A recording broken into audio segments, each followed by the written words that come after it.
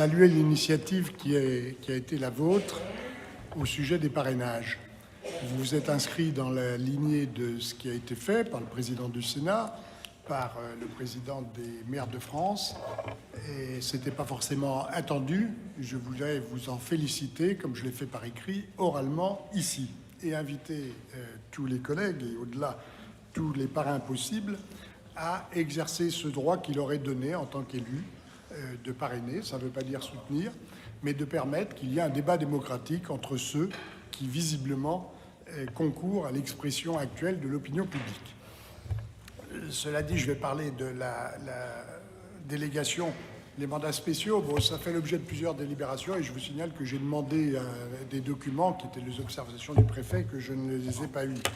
Il y a eu une certaine rapidité dans la mise en œuvre de la loi, puisque quand nous avons reçu les dossiers, la loi n'était pas encore promulguée.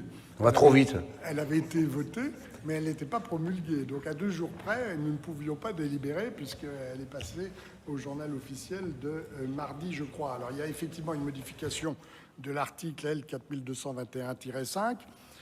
Je voulais vous faire observer que ça n'empêchait pas qu'il y ait des délibérations sur les mandats spéciaux. Nous en avons une d'ailleurs, enfin vous en avez une en commission permanente, et puis elle ne peut concerner que les élus. Donc elle ne sera pas suffisante pour éviter les débats, et je crois que vous pourriez ne pas avoir cette délégation sans compromettre les voyages. La plupart du temps, par exemple celle qui concerne le Liban, il y a 10 personnes, mais il n'y a que 3 élus.